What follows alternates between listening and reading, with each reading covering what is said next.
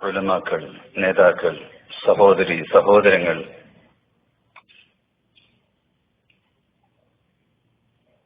കർണാടക യാത്ര എന്ന ഐതിഹാസികമായ യാത്രയുടെ വിജയം ആഘോഷിക്കാനാണ് അബുദാബിയിലെ പൗരസമൂഹം ഇവിടെ ഒരുമിച്ച് കൂടിയിരിക്കുന്നത്. ഇന്നലെ ബഹ്റൈനിൽ ഒരു പത്രസമ്മേളനം നടന്നു. അതിൽ പത്രക്കാർ പല ചോദ്യങ്ങളും ചോദിച്ചറിയാനും കൂടുതൽ കാര്യങ്ങൾ ജനങ്ങൾക്ക് എത്തിച്ചു കൊടുക്കാനും ജനങ്ങളുടെ സംശയങ്ങൾ നിവാരണം ചെയ്യാനും എല്ലാമാണ് പത്രക്കാർ ചോദ്യം ചോദിക്കുന്നത്. ചിലർക്ക് കുരുട്ട് ചോദ്യങ്ങൾ ചോദിക്കാനേ അറിയുള്ളൂ. അങ്ങനെ ചോദിച്ചെങ്കിലേ പത്രക്കാരനാകൂ എന്ന് ചിന്തിക്കുന്ന ചിലരുമുണ്ട്. എന്തെങ്കിലും മറുപടി കിട്ടിയാൽ അത് അരയും തലയും ഉറച്ച് വേണ്ടതുപോലെ കൈകാര്യം ചെയ്യുന്ന ചില ജേർണലിസ്റ്റുകളുമുണ്ട്.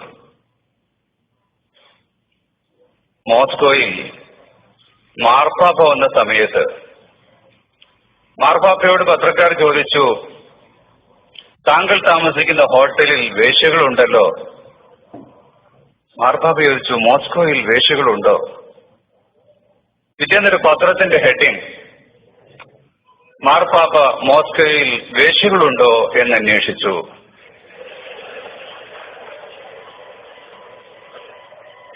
എന്നാൽ നല്ലൊരു ചോദ്യം ഒരു പത്രക്കാരൻ ഇന്നലെ ചോദിച്ചു. കേരള യാത്ര കഴിഞ്ഞതിനു ശേഷം കർണാടക യാത്ര നടത്താൻ എന്താണ് കാരണം? തമിഴ്നാടാണല്ലോ കുറച്ചുകൂടെ അടുത്തുള്ളത്. താങ്കൾ പഠിച്ച് ബിരുദം വാങ്ങിയതും തമിഴ്നാടാണല്ലോ എന്നെല്ലാം അർത്ഥമുള്ളതിൽ നിന്ന് why you selected Karnataka for the second യാത്ര? മറ്റ് സ്റ്റേറ്റുകളിലെല്ലാം ഇടക്കാലത്ത് യാത്രകൾ നടന്നിട്ടുണ്ട്. കശ്മീരിലും അസമിലും ഗുജറാത്തിലും ഉസ്താദിന്റെ ജീവിതം മുഴുവനും യാത്രയാണ്. യാത്രയിൽ ഇക്കിടയ്ക്ക് വിശ്രമം വേണമെന്ന് പലരും ആവശ്യപ്പെടാറുണ്ട്. ഇന്നത്തെ പരിപാടി വൈകി കഴിയുന്നത് കൊണ്ട് നാളെ ഒമാനിലേക്കുള്ള യാത്ര 9 മണിക്കുള്ള ഫ്ലൈറ്റിലാക്കാം എന്ന് അബുദാബിയിലെ കമ്മിറ്റിയുടെ പ്രസിഡന്റ് ചാറ്റും പിടിച്ചപ്പോഴും ഉസ്താദ് പറഞ്ഞു, സമയം കളയാൻ പറ്റൂല, അതുകൊണ്ട് രാവിലെ 5:30 ഫ്ലൈറ്റിന് തന്നെ പോകണം. ഒമാനിലെ 2 ദിവസം പരിപാടി കഴിഞ്ഞാൽ പിന്നെ കേരളത്തിലേക്ക് പോകാനുള്ളതോ കോഴിക്കോട്ടേക്ക് ഒരു ഫ്ലൈറ്റേ ഉള്ളൂ. അത് രാവിലെ 9 മണിക്കാണ്. ഉച്ചയ്ക്ക് 1 മണിക്ക് അവിടെ എത്തും. ഉസ്താദ് ദേഷ്യപ്പെട്ട് പറയുന്നു, പറ്റൂല, സുബഹിക്ക് അവിടെ എത്തണം. അതിന് ദുബായിൽ വന്നിട്ട് ദുബായിലെ എയർപോർട്ട് മുഴുവനും ചുറ്റിക്കറങ്ങി മറ്റൊരു ഫ്ലൈറ്റിലേക്ക് മാറിക്കയറി വേണമെങ്കിൽ ചിലപ്പോൾ ഒരു ടെർമിനലിൽ നിന്ന് മറ്റൊന്നിലേക്ക് പോകാൻ ട്രെയിനും വേണ്ടിവരും. എന്നാലും ഉസ്താദിന് ഇഷ്ടം അങ്ങനെ തന്നെ പോകാനാണ്. ജീവിതം മുഴുവനും യാത്രയാണ്. അത് ഈ കർണാടക സ്റ്റേറ്റ് എന്തിന് തെരഞ്ഞെടുത്തു എന്ന ചോദ്യത്തിന് പത്രക്കാരോട് നൽകിയൊരു മറുപടി, കർണാടകയിലാണ് ഏറ്റവും കൂടുതൽ പൂർവ്വ വിദ്യാർത്ഥി മർക്കസ് അലുമിനായി ഉള്ളത്. കേരളം കഴിഞ്ഞാൽ പിന്നെ ഏറ്റവും കൂടുതൽ കർണാടകയിലെ വിദ്യാർത്ഥികളാണ് മർക്കസിൽ പഠിച്ചിട്ടുള്ളത്. 10,000 സഖാഫികൾ മർക്കസിൽ നിന്ന് പുറത്തിറങ്ങുമ്പോ അതിൽ 1000 കർണാടകക്കാരാണ്. അഥവാ ഇപ്പോ 800-ലേറെ സഖാഫികൾ കർണാടക സ്റ്റേറ്റിൽ മാത്രമുണ്ട്. മർക്കസിൽ മൊത്തം പഠിച്ചു പുറത്തിറങ്ങിയവർ 70,000-ഓളം വരും. അതിൽ സ്കൂൾ വിദ്യാർത്ഥികളുണ്ട്, കോളേജ് ഉണ്ട്, ITI ഉണ്ട്, ഓർഫനേജ് ഉണ്ട്, മറ്റു ഡിഫറെന്റ് ഇൻസ്റ്റിറ്റ്യൂഷൻസ് ഉണ്ട്. എന്നാൽ ഏറ്റവും പരമോന്നത ദീനി വിദ്യാഭ്യാസം നൽകുന്ന സഖാഫികളിൽ 10% കർണാടക സ്റ്റേറ്റ് തന്നെ. അവിടുന്നാണ്. അതുകൊണ്ടാണ് കർണാടക തെരഞ്ഞെടുക്കാനുള്ള കാരണം. ഇത് വെറും ലോജിക് ഒരു ആൻസറാണ്. വിദ്യാഭ്യാസത്തിലൂടെയാണ് ഒരു സമൂഹത്തിന് വളർച്ചയുണ്ടാകുന്നത് എന്നതിന്റെ ഏറ്റവും വലിയ ഉദാഹരണമാണ് ഈ കർണാടക യാത്രയുടെ വിജയം. വർഷങ്ങളേറെ മുമ്പ് കഴിഞ്ഞ കലാപത്തെക്കുറിച്ചും മറ്റും ചോദിച്ച് മതസൗഹാർദ്ദത്തിന് വേണ്ടി വലിയൊരു യാത്ര നടത്തി വിജയം കഴിച്ചു വരുന്ന ഒരാളെ എങ്ങനെയെങ്കിലും ഒരു വർഗീയവാദിയാക്കി തീർക്കണം, അതിനെന്ത് ചോദിക്കണം എന്ന് ചുറ്റി ചോദിക്കുന്നവരോട് പഴയ കഥകളൊന്നും അറിയില്ല, അതൊന്നുമല്ല ഇപ്പോൾ പറയേണ്ടത് എന്ന് പറഞ്ഞപ്പോ അത് മെയിൻ ഹെഡിങ് ആക്കി ചിലർ കൊടുത്തു. കർണാടകത്തിൽ ഈ പ്രബുദ്ധരായ വിദ്യാർത്ഥികൾ പഠനം നടത്തി കേരളത്തിലെ മർക്കസിൽ നിന്ന് ഇത്രയും 1000 പേർ 800-ലേറെ പേർ സഖാഫികൾ കർണാടക സ്റ്റേറ്റിൽ വന്നപ്പോൾ അവിടെ സഹദികളും അഹസനികളും അതുപോലെ കേരളത്തിലെ വിവിധ കോളേജുകളിൽ നിന്ന് പഠിച്ചു പുറത്തു വന്ന പണ്ഡിതന്മാർ കേരളത്തെ പോലെ തന്നെ താജുൽ ഉലമായുടെ നേതൃത്വത്തിൽ അല്ലാഹു അവരുടെ ദർജയേറ്റ് കൊടുക്കുമാറാവട്ടെ. ദീർഘകാലം നടന്ന മദനി കോളേജിന്റെ മക്കൾ കർണാടക സ്റ്റേറ്റിൽ കേരളത്തിന്റെ മാതൃകയിൽ സ്റ്റുഡൻസ് ഫെഡറേഷൻ ഉണ്ടാക്കി മർക്കസ് 37ാം വാർഷികം ആഘോഷിക്കുമ്പോൾ കർണാടക SSFന് 25 വയസ്സാണ്. അബുദാബിയിലും ദുബായിലും ജിദ്ദയിലും റിയാദിലും നിങ്ങൾക്ക് എവിടെ ചെന്നാലും മർക്കസ് കമ്മിറ്റിയുടെ പ്രായവും അതിനുശേഷം സംഘടനയുടെ പ്രായവും പരിശോധിച്ചാൽ അറിയാം. മർക്കസ് കമ്മിറ്റിയിലൂടെയാണ് SYSഉം SSFഉം ഉണ്ടായി വന്നിട്ടുള്ളത്. ഇത് ഇന്ത്യയുടെ ഏത് സ്റ്റേറ്റിലേക്ക് പോയാലും അങ്ങനെയാണ്. അസമിലും ബംഗാളിലും ഇന്ന് യാത്ര നടത്താൻ നമുക്ക് സാധിക്കും. അവിടെ നമ്മുടെ സംഘടനകൾ അൽഹംദുലില്ലാഹ് SSF ഇന്ന് ഇന്ത്യയിലെ ഓൾമോസ്റ്റ് എല്ലാ സ്റ്റേറ്റിലും പ്രവർത്തിക്കുന്നുണ്ട്. SSF കഴിഞ്ഞവർക്ക് മുസ്ലിം ഓർഗനൈസേഷൻ ഓഫ് ഇന്ത്യ ബഹുജന സംഘടനയായ കേരളത്തിലെ SYSന്റെ ദേശീയ തലം ഇന്ന് എല്ലാ സ്റ്റേറ്റുകളിലും പ്രവർത്തിക്കുന്നുണ്ട്. ഇതെല്ലാം ജമിയത്തുൽ ഉലമായുടെ മഹത്തായ നേതൃത്വത്തിന്റെ കീഴിലാണ്. സുന്നി വിദ്യാഭ്യാസ ബോർഡിന്റെ പാഠപുസ്തകങ്ങൾ നാം എല്ലാം മദ്രസയിൽ പഠിച്ചത് അറബിയിലും മലയാളത്തിലുമാണ്. മലയാള അക്ഷരത്തിന് ലിപികൾ ഉണ്ടാകുന്നതിന് മുമ്പ് മലയാള ഭാഷയ്ക്ക് അറബി അക്ഷരം ഉപയോഗിച്ച് ഗ്രന്ഥങ്ങൾ രചിച്ചവരാണല്ലോ കേരളത്തിലെ പണ്ഡിതന്മാർ. 500-ലേറെ വരുന്ന അറബി മലയാള ഗ്രന്ഥങ്ങളെ കുറിച്ച് പഠിക്കാൻ അമേരിക്കക്കാരനും യൂറോപ്പുകാരനും അന്വേഷണത്തിന് വേണ്ടി കോഴിക്കോട്ടേക്ക് വരുന്നത് നാം കാണുന്നുണ്ട്. എന്നാൽ ഇന്ന് സുന്നി വിദ്യാഭ്യാസ ബോർഡ് ദേശീയ തലത്തിലേക്ക് ഉയർന്നപ്പോൾ അറബിയും മലയാളവും മാത്രമല്ല തമിഴും കന്നഡയും ഗുജറാത്തി ഉറുദുവും ഇംഗ്ലീഷും ഭാഷകളിൽ ഏറ്റവും അവസാനമായി ബംഗ്ലാ ഭാഷയിൽ സുന്നി വിദ്യാഭ്യാസ ബോർഡിന്റെ പാഠപുസ്തകങ്ങൾ രചിക്കപ്പെട്ടിട്ടുണ്ട്. ആയിരക്കണക്കിന് മദ്രസകൾ ഇന്ന് ഈ പ്രസ്ഥാനത്തിന് കീഴിൽ അന്യ സ്റ്റേറ്റുകളിൽ നടന്നുകൊണ്ടിരിക്കുന്നുണ്ട്. കർണാടകയിലൂടെ ഇനി വടക്കോട്ട് മറ്റു സ്റ്റേറ്റുകളിലേക്ക് കർണാടക സ്റ്റേറ്റ് എന്ന് പറഞ്ഞാൽ തന്നെ അവിടെ പല നഗരങ്ങളിലും കുട്ടികൾ ജനിച്ചു വീഴുന്നത് 4 ഭാഷയുമായാണ്.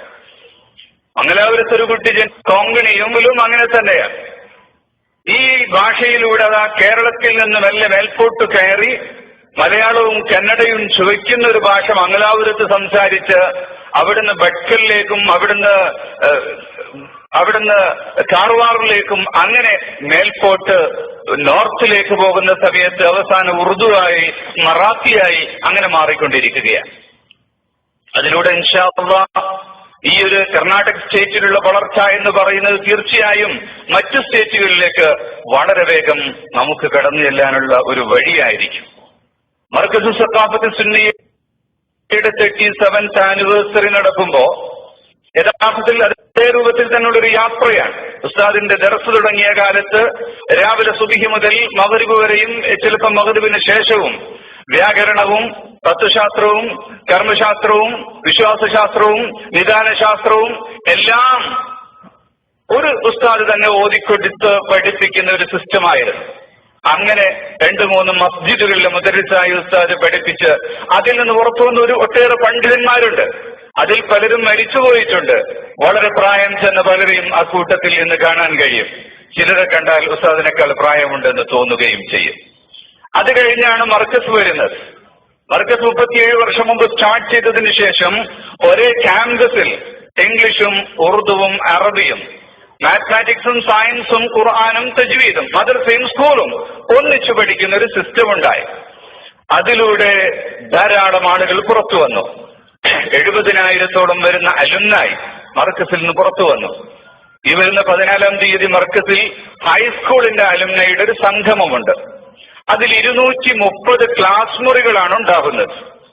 985 മുതൽ പുറത്തു വരുന്ന SSLC ബാച്ചുകളിൽ 230 ബാച്ചുകൾ 230 ക്ലാസ് മുറികളാണ് പുറത്തു വന്നത്.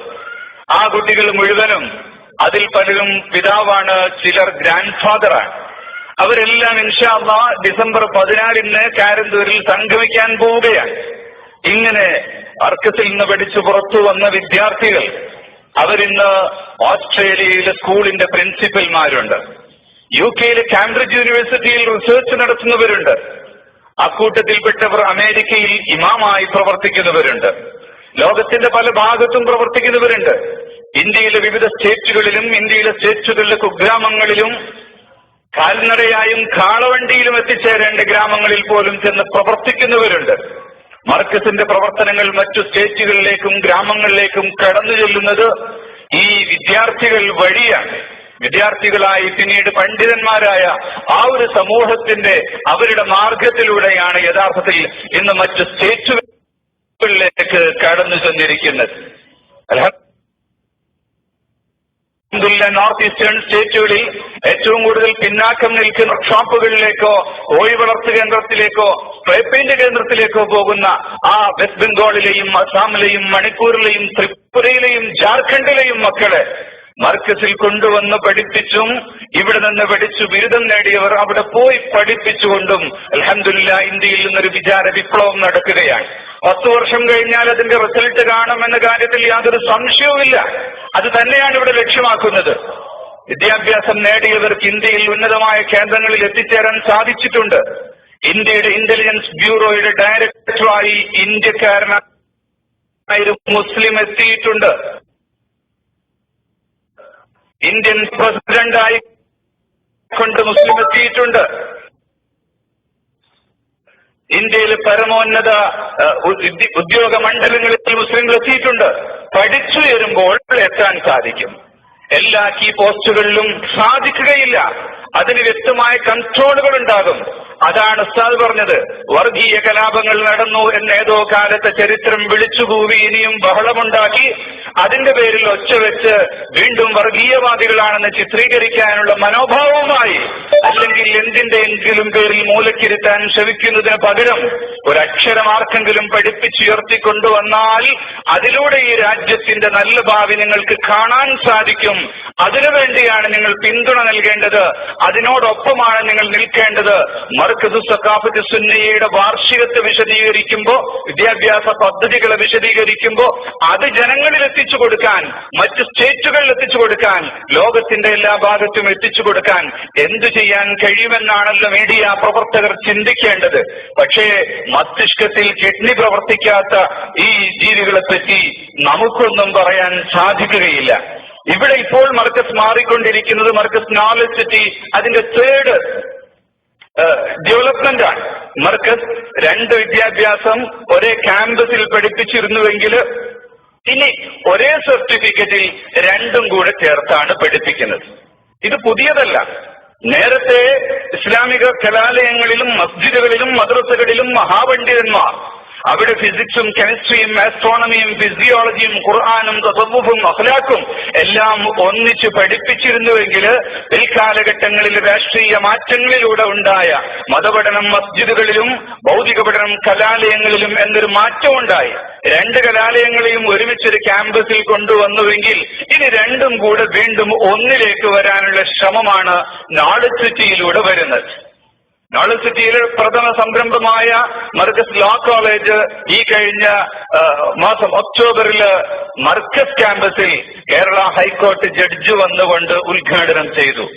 ജഡ്ജിന് അങ്ങനെയൊന്നും പറ്റൂല എന്ന് ചിലർ പറഞ്ഞിരുന്നു. അവർ ഏത് ക്ലാസ്സിലാണ് പഠിച്ചത്? ഈ ജഡ്ജും സ്കൂളിൽ തന്നെ പോയിട്ടാണല്ലോ വന്നിട്ടുള്ളത്. ജഡ്ജ് വന്നു, ആ റിപ്പോർട്ട് കൊടുത്തു. പക്ഷെ വരില്ല എന്ന് പറയുന്നവർക്ക് പിറ്റേന്ന് റിപ്പോർട്ട് കൊടുക്കാൻ കഴിയുമോ? അവർ നോക്കി നിന്നു. പക്ഷെ എല്ലാ പത്രങ്ങളും റിപ്പോർട്ട് കൊടുത്തപ്പോ പിന്നെ അവർക്ക് കൊടുക്കാതിരിക്കാൻ നിർവാഹമില്ല. 3ാമത്തെ ദിവസം ഒരു മൂലയിൽ അവരും റിപ്പോർട്ട് കൊടുത്തു. ഈ സമൂഹത്തിന്റെ കുത്തൊഴുക്കിലും ശക്തിയിലും പിന്തിരിപ്പൻ ശക്തികൾക്ക് ഒരിക്കലും പിടിച്ചു നിൽക്കാൻ കഴിയില്ല. ഏറ്റവും വലിയ ഉദാഹരണമാണിത്. ലോ കോളേജ് ഉദ്ഘാടനം ചെയ്യപ്പെട്ടു. വരുന്നത് സഖാഫികളും LLBയും പഠിച്ചിട്ടുള്ളവരാണ്. 5 വർഷത്തെ LLB course, BBA LLB integrated course, 5 year course. 60 കുട്ടികൾ ഒരു വർഷം അഡ്മിഷൻ നേടുന്നു. ഡിഗ്രി കഴിഞ്ഞവർക്കുള്ള ത്രിവത്സര LLB, അതിൽ 50 പേർക്ക് അഡ്മിഷൻ കൊടുക്കുന്നു. അതിൽ 50% സർക്കാർ മെറിറ്റിൽ നിന്ന് തെരഞ്ഞെടുക്കുന്ന വിദ്യാർത്ഥികൾക്ക് സർക്കാർ നിശ്ചയിക്കുന്ന ഫീസ് വാങ്ങിയാണ് മർക്കസ് പഠിപ്പിക്കുന്നത്. ബാക്കിയുള്ള മാനേജ്മെന്റ് കോട്ടയിലുള്ള സ്റ്റുഡൻസിന് എന്ത് ഫീസും വാങ്ങി അതൊരു കച്ചവടമാക്കി മാറ്റാം എന്ന ആധുനിക വിദ്യാഭ്യാസ തന്ത്രമല്ല, മറിച്ച് സർക്കാർ മെറിറ്റിൽ നിശ്ചയിച്ച അതേ ഫീസ് തന്നെ മാനേജ്മെന്റിലൂടെ എടുക്കുന്ന, അതും മെറിറ്റിലൂടെ ബുദ്ധിയുള്ള കുട്ടികളെ മാത്രം തെരഞ്ഞെടുത്ത് പഠിപ്പിക്കുന്നതിനും അവർക്ക് അതേ രൂപത്തിൽ തന്നെ ഫീസ് വാങ്ങിക്കൊണ്ട് പഠിപ്പിക്കുന്നു. അക്കൂട്ടത്തിൽ മതപണ്ഡിത്യം നേടുന്നതോടൊപ്പം ഇത് പഠിക്കാനുള്ള ഒരു സൗകര്യം കൂടെ ചെയ്തു കൊടുക്കുന്നു. 20 വിദ്യാർത്ഥികൾ സഫാഫി പ്ലസ് LLB എന്ന് പറയുന്നു. അവരുടെ സർട്ടിഫിക്കറ്റ് പുറത്തു വരുമ്പോ അതിൽ ബുഖാരിയും തഫ്സീറും തിരുമിദിയും സുഹഫയും ഇന്ത്യൻ ലോയും പേഴ്സണൽ ലോയും ഇങ്ങനെ എല്ലാം കൂടെ ഒരു സർട്ടിഫിക്കറ്റിൽ ഡിഗ്രിയുമായി പുറത്തു വരും ഇൻഷാ അല്ലാഹ്. അത് മർക്കസിൽ തുടങ്ങാനുണ്ടായ കാരണം നോളജ് സിറ്റിയിൽ ആദ്യമായി തുടങ്ങാൻ ഉദ്ദേശിച്ചത് മെഡിക്കൽ കോളേജാണ്. അതിന്റെ കെട്ടിടത്തിന്റെ പണിയാണ് നടക്കുന്നത്. 4 നില പണി പൂർത്തിയായി, 5ാമത്തെ നില പണി നടന്നുകൊണ്ടിരിക്കുന്നു. അബുദാബിയിലെ മർക്കസ് കമ്മിറ്റിയാണ് അതിനു വേണ്ടിയുള്ള സൗകര്യങ്ങൾ ഒരുക്കാൻ വേണ്ടിയുള്ള കിണഞ്ഞ ശ്രമം ഇപ്പോൾ നടത്തിക്കൊണ്ടിരിക്കുന്നത്. ഇൻഷാ അല്ലാഹ് നമ്മുടെ സമ്മേളനത്തോടനുബന്ധിച്ച് സമ്മേളനത്തിന്റെ 2ാമത്തെയോ 3ാമത്തെയോ ദിവസം ഇൻഷാ അല്ലാഹ് നോളജ് സിറ്റിയിലെ പ്രഥമ കെട്ടിടത്തിന്റെ സമ്പൂർണ്ണ ഉദ്ഘാടനം നടക്കും. അല്ലാഹു തൗഫീഖ് നൽകുമാറാകട്ടെ. അത് മെഡിക്കൽ കോളേജിന് വേണ്ടിയുള്ളതാണ്. എങ്കിൽ ലോ കോളേജ് പെട്ടെന്ന് തുടങ്ങാനുണ്ടായ കാരണം കേരള ഗവൺമെന്റ് പ്രൈവറ്റ് മേഖലയിൽ ഇൻസ്റ്റിറ്റ്യൂഷൻ അനുവദിക്കുന്നതിന് വളരെ കൂടുതൽ പിശുക്ക് കാട്ടിയവരാണല്ലോ. അതുകൊണ്ടാണല്ലോ വർഷങ്ങളോളം നമ്മുടെ മക്കൾ കർണാടകയിലും ഹൈദരാബാദിലും മഹാരാഷ്ട്രയിലും പോയി പഠിക്കേണ്ടി വന്നത്. പിന്നീട് നമുക്ക് ബോധോദയം ഉണ്ടായി. ലോ കോളേജുകൾ ഈ അടുത്താണ് കൊടുക്കാൻ തുടങ്ങിയത്. അങ്ങനെ വന്നപ്പോൾ ഉടനെ തന്നെ അപേക്ഷ പുട്ടപ്പ് ചെയ്തു. ഒരു ജില്ലയിൽ 2 കൊടുക്കുന്നുള്ളൂ എന്ന് പറഞ്ഞു. 2ാമത്തെ അപേക്ഷ മർക്കസിന്റേതായിരുന്നു കോഴിക്കോട് ജില്ലയിൽ. അതുകൊണ്ട് ലഭിച്ചു, ഗവൺമെന്റ് അംഗീകാരം ലഭിച്ചു, യൂണിവേഴ്സിറ്റി അഫിലിയേഷൻ ലഭിച്ചു. അതോടൊപ്പം തന്നെ ബാർ കൗൺസിൽ ഇൻസ്പെക്ഷൻ നടത്തി, അവർക്കും ബോധ്യപ്പെട്ടു. എല്ലാം ലഭിച്ചാൽ പിന്നെ ക്ലാസ് തുടങ്ങാതിരിക്കാൻ പറ്റുമോ? അതുകൊണ്ട് മർക്കസിൽ തന്നെ തൽക്കാലം തുടങ്ങി. അബുദാബിയിലെ പൗരപ്രമുഖരായ ചിലരുടെ സഹായം കൊണ്ട് അതിനുള്ള കെട്ടിടം അവിടെ നോളജ് സിറ്റിയിൽ പണി തുടങ്ങി. അതിന്റെ തറ വരെ എത്തിയിട്ടുണ്ട്. ഇൻഷാ അല്ലാഹ് സമ്മേളനത്തിന് ഡിസംബർ 18 മുതൽ 21 വരെയുള്ള ദിവസത്തേക്ക് നാട്ടിൽ പോകാൻ വേണ്ടി കാത്തിരിക്കുന്നവരും ടിക്കറ്റ് എടുത്തവരും ഈ സദസ്സിൽ ഒരുപാടുണ്ടെന്ന് എനിക്കറിയാം. നിങ്ങളുടെ വരുമ്പോൾ മർക്കസ് ലോ കോളേജിന്റെ ഒരു നിലയെങ്കിലും അതിന്റെ അതിന്റെ കോൺക്രീറ്റിന്റെ പണി കഴിഞ്ഞിരിക്കും. അല്ലാഹു തൗഫീഖ് നൽകുമാറാവട്ടെ. അങ്ങനെ അവിടെ ഉയർന്നു വരികയാണ്. അവിടെ LLB കോളേജ് ഒരു ഭാഗത്ത്, മറ്റൊരു ഭാഗത്ത് മെഡിക്കൽ കോളേജ്. അതിനുള്ള അംഗീകാരവും നമുക്ക് പൂർത്തിയായി കഴിഞ്ഞു. അൽഹംദുലില്ലാഹ് അടുത്ത വർഷം സെപ്റ്റംബറിൽ അഡ്മിഷൻ കൊടുക്കുകയും ഒക്ടോബറിൽ ക്ലാസ് തുടങ്ങുകയും ചെയ്യും. അതോടൊപ്പം വേറെയും ഇന്റർനാഷണൽ സ്കൂൾ ഉൾപ്പെടെയുള്ള മാനേജ്മെന്റ് സ്കൂളുകളും മറ്റ് നഴ്സിംഗും ഫാർമസിയും ഇങ്ങനെ ഒരുപാട് പ്രൊഫഷണൽ കോളേജുകൾ എല്ലാം വരുന്നതിന്റെ ഏറ്റവും ഒത്തനടുക്ക് ന്യൂക്ലിയസ് പോയിന്റ് ആയിട്ട് അവിടെ ശരിയ സിറ്റിയാണ് വരുന്നത്.